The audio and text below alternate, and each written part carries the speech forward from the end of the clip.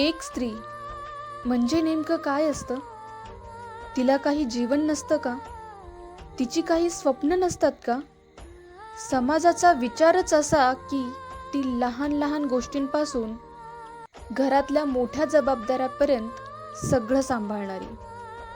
तिच्या मनात काय चाललंय, तिच्या गरजांचा, तिच्या थकव्याचा, तिच्या विचारांचा कुणी विचार करतो का?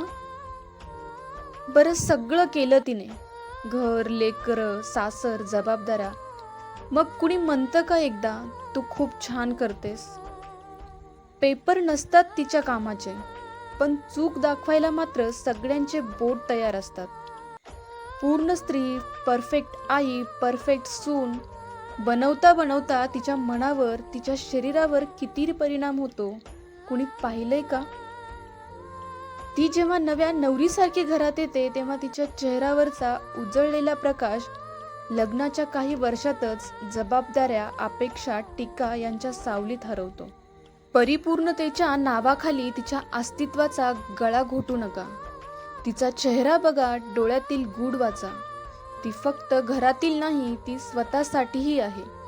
तिच्या स्वप्नांना थोडी जागा द्या, कारण तिचा जीव घेणारा हा समाज नसावा, तर तिचा हात धरणारा, पाठबळ देणारा समाज असावा.